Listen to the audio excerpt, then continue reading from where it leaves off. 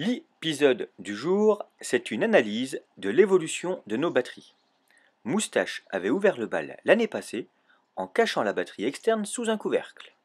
La nouvelle batterie eTube Bosch ou encore la batterie E8020 chez Shimano permettent aux designers de les intégrer. Tour d'horizon des options prises par chacun lors de l'Eurobike. Prenez une batterie externe et cachez-la sous un couvercle. Moustache l'avait fait, Univega a suivi le pas, et de la même manière, Bergamon a réalisé la même chose. Simple, efficace et esthétique. Certains, comme Nicolai, ont préféré la cacher dans le tube, ou encore Pivot avec son nouveau shuttle qui a décidé de cacher la batterie Shimano classique à l'intérieur de son cadre. Par contre, oubliez les sorties avec deux batteries, parce que là, il y a de la maintenance.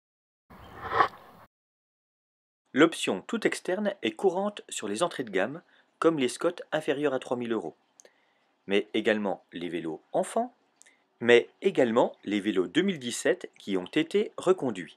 C'est le cas chez A-Bike, qui propose toujours cette option sur son carbone, mais aussi sur beaucoup de produits aluminium du marché.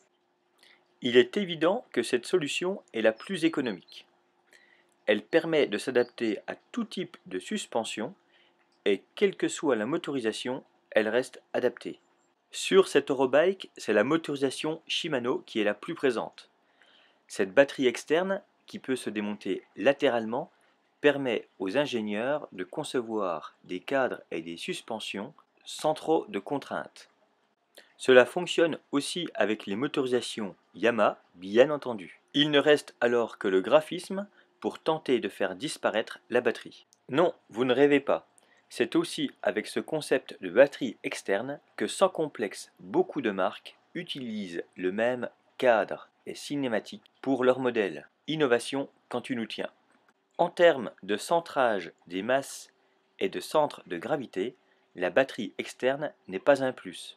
Au contraire, elle est souvent plus éloignée du bloc moteur, plus en avant et plus haute sur le vélo. En revanche, la batterie externe, c'est l'assurance de pouvoir démonter sa batterie click and go et de pouvoir changer de batterie en cours de sortie, mais aussi de facilement alléger le vélo pour le mettre sur un porte-vélo derrière un camping-car par exemple, ou encore de pouvoir recharger sa batterie indépendamment du vélo. Utile notamment l'hiver.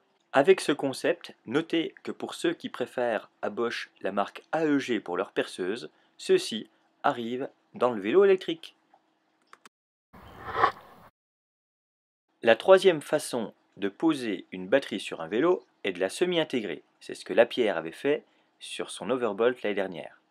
Trek, pour 2018, arrive avec une batterie semi-intégrée dans le tube et un astucieux bouchon pour dissimuler la prise latérale de recharge de la batterie Bosch. La batterie semi-intégrée, c'est également l'option retenue par la marque de moto Fantic pour ces trois modèles en 140, 160 ou 180 mm. Suite à la présentation fin juin de la nouvelle batterie eTube de chez Bosch, il fallait s'attendre avec ce nouveau concept Click and Go à pas mal de nouveautés dans les millésimes 2018. Pas mal de marques ont adhéré au principe. C'est le cas chez Coratec, la marque bavaroise, qui décline cette option de batterie interne sur ses touches suspendues, mais également chez E-Bike. Quels que soient les débattements, cette option a été retenue également pour les moteurs Bosch, également chez Lapierre. A noter aussi que Lapierre utilise une batterie exclusive souple pour son moteur Shimano. On retrouve cette batterie eTube Bosch chez Centurion, mais également chez la marque moins connue Asama. Plus connue en France, KTM propose également ses tout suspendus équipés avec cette nouvelle batterie. Mounbreaker ou encore Cube, mais aussi Bergamon, ont fait de même. Il faut reconnaître que la forme spécifique de cette nouvelle batterie à intégrer permet aux designers des formes de tubes pour les vélos encore jusque-là inespérées. Scott utilise aussi cette nouvelle batterie pour ses 4 références haut de gamme semi-rigides. Bosch ne sont pas les seuls à travailler sur l'intégration des batteries. En preuve, ces modèles Toro Rider équipés de leur propre moteur et batterie, bien entendu intégrés. Ou encore cette Amprio qui propose un moteur et une batterie spécifiques. Mais il y a aussi Transix ou encore Darfon, sans oublier bien entendu Bafang qui propose un nouveau moteur central avec batterie intégrée. Après les pneumatiques, Continental aussi arrive dans le vélo électrique avec une motorisation et une batterie intégrée spécifiques. BMZ est bien entendu présent sur les Scott e-Aspect, mais également sur des marques telles que Max ou encore bien sûr Specialized avec son modèle Levo et son modèle Kenevo.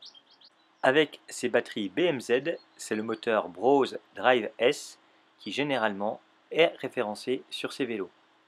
On les retrouve également chez Sun, mais également BH, qui l'utilise aussi sur sa nouveauté, l'Atom X, un tout suspendu avec moteur Brose intégré et batterie à forte contenance. Rocky Mountain propose une très belle intégration batterie et moteur, sans aucun compromis pour la cinématique de suspension. Shimano, avec sa batterie intégrée EU1020, propose également de bonnes solutions. Selon les marques, celles-ci ont réussi à l'intégrer parfaitement avec un kit protection. D'autres n'ont pas intégré cette spécificité à leur cahier des charges. C'est bien dommage. Le moteur et la batterie sont donc un peu plus vulnérables que sur les versions avec coque de protection comme cette orange. Par contre, autant de vis pour avoir accès à la batterie, est-ce bien raisonnable? Sur le Moonbreaker, seulement 2 vis, mais 2 vis quand même en plus de la clé de la serrure. Par contre, sur les Scott e-Spark et e-Genius, aucune vis, juste la clé de la serrure, donc une batterie click and go parfaitement intégrée, et une cinématique identique à celle du vélo sans moteur. Il est évident que le VTTAE du futur aura forcément une batterie intégrée. Click and go, facilement démontable et rapidement. C'est primordial si vous voulez pouvoir faire des sorties à 2 batteries ou encore pouvoir recharger votre batterie dans un endroit autre que celui où vous stockez votre vélo. Tout le monde n'habite pas de plein pied, tout le monde n'a pas une prise de recharge dans son garage.